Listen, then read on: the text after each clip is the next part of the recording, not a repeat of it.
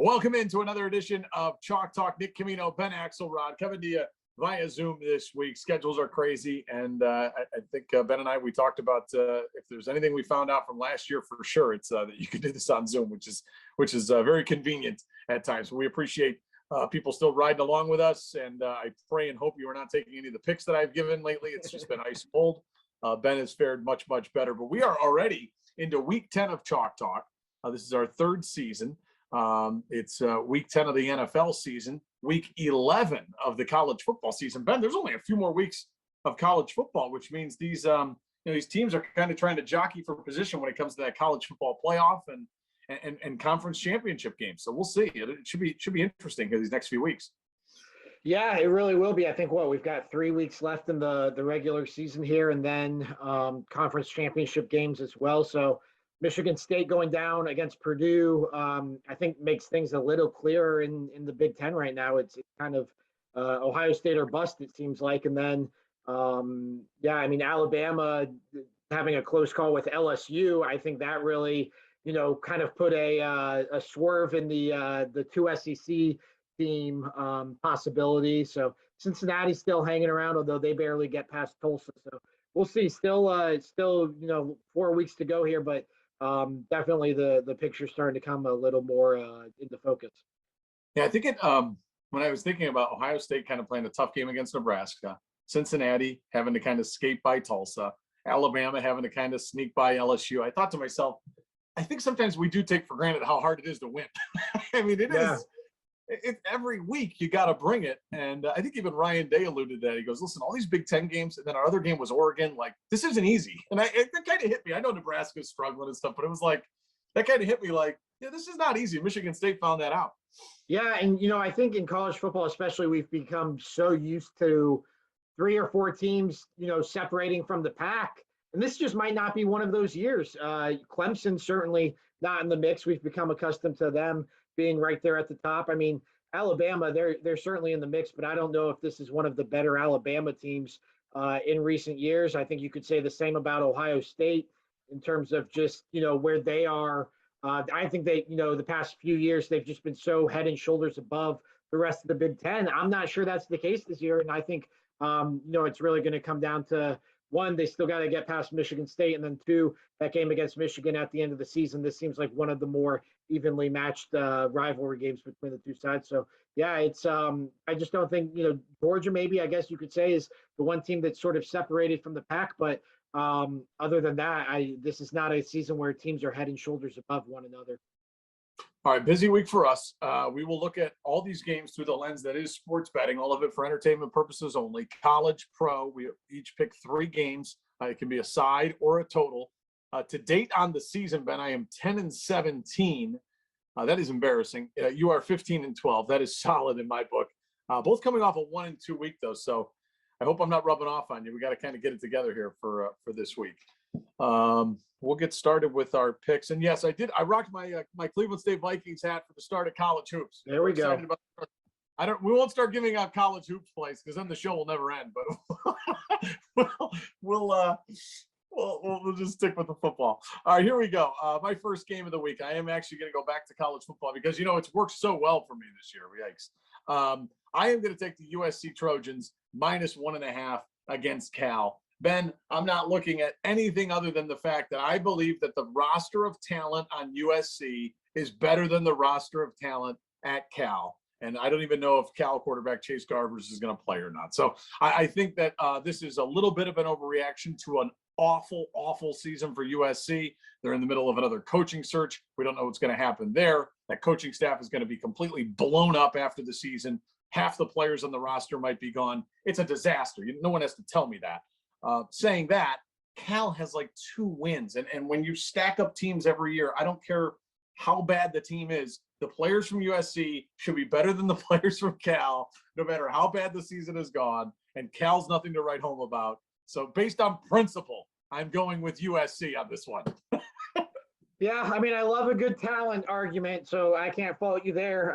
But this is one of your college picks, so I guess I'm just going to have to fade it at this point. I was watching North Carolina beat Wake Forest outright after you made such a convincing case for the Demon Deacons there. And the Tar Heels wind up on top. So I agree. USC, just on principle, should have more talent.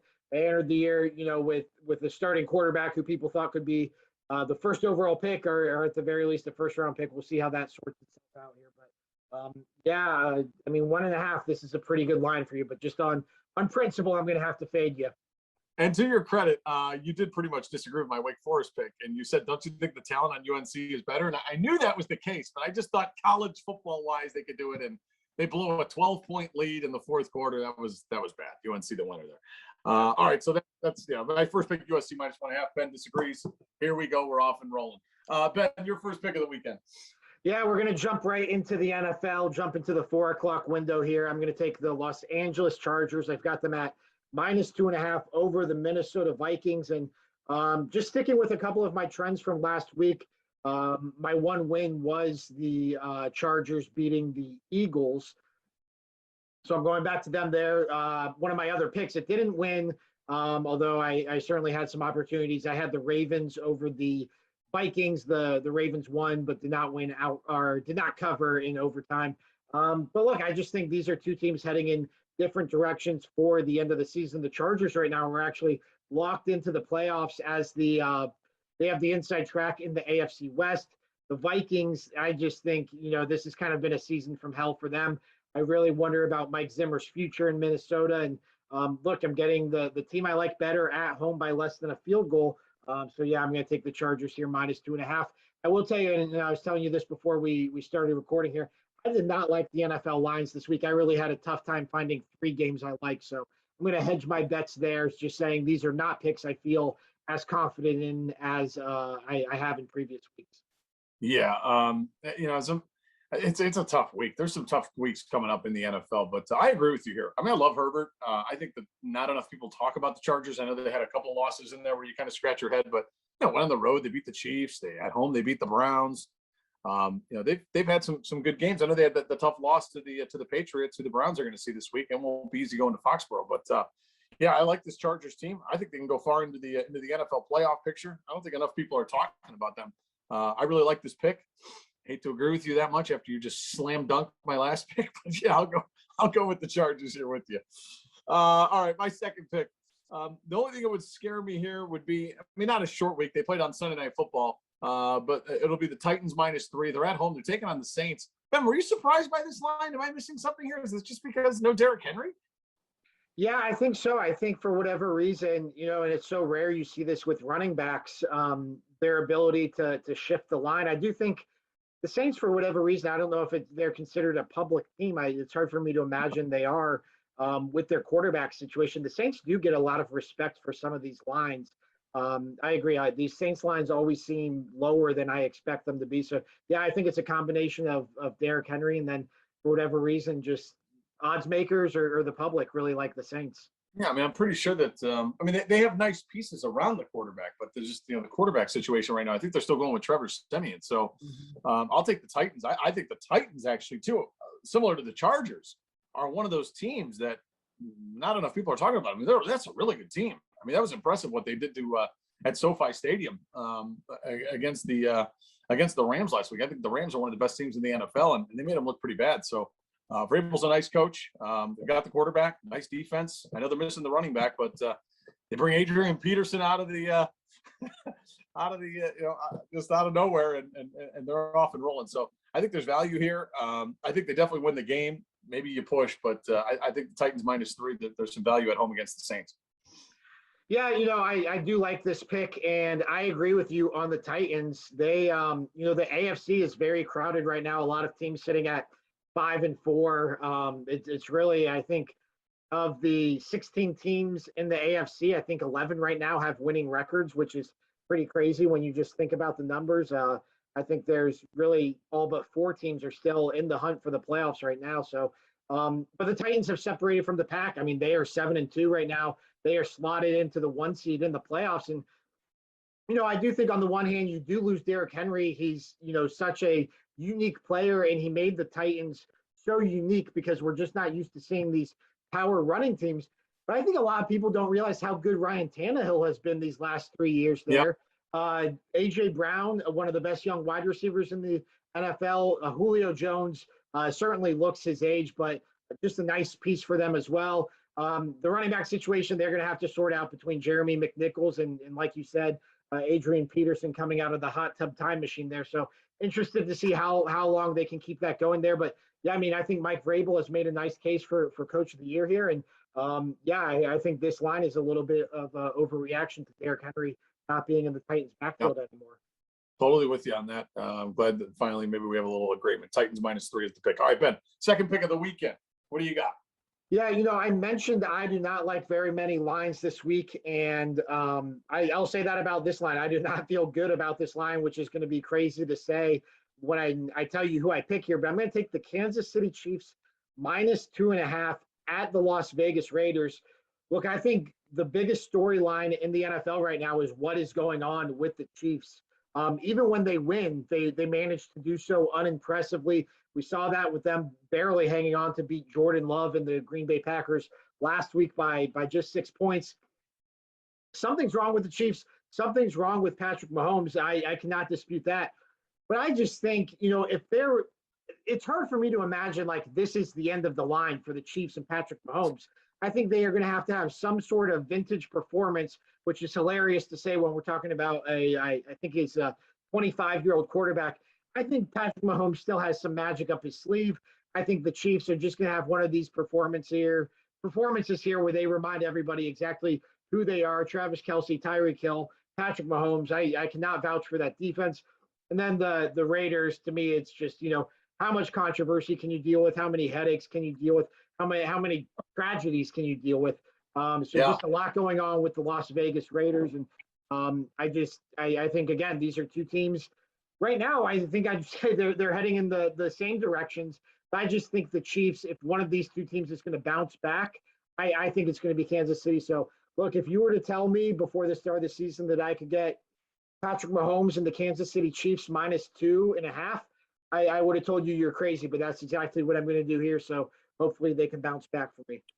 Ben, I'm with you on this. I mean, my only concern would be they're on the road, but I mean, at the same time, there has to be value here. And the other thing is, I don't know if people are overvaluing the Chiefs anymore because not only do they not look right, they're not covering. I mean, they're on like this stretch of like 0-14 or something against the number. They're not covering the number anymore. So, at some point you feel like they're going to break loose on that. I know they covered last week with that early pick that we had, but the line switched to 7, so they did not even cover against the Packers with Jordan Love. So I was fortunate that we did that show. We did the show earlier in the week. I would have been looking at another 0-3.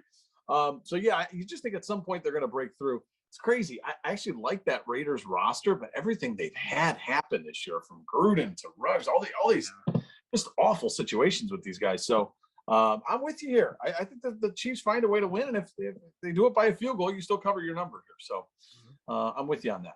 All right, third and final pick for me. This is a team I cannot figure out because at times, they start out 3-0, then they lose 3 in a row. Then they're starting to talk about Vic Fangio being on the hot seat again. Then all of a sudden they go into Dallas as a 10-point underdog and they win. I don't know. I'm going to take the Denver Broncos. They're at home, -2.5 against the Philadelphia Eagles. I don't even know if this is so much about the Broncos. I just think the Eagles are kind of starting to fall apart a little bit and might start thinking about next season already.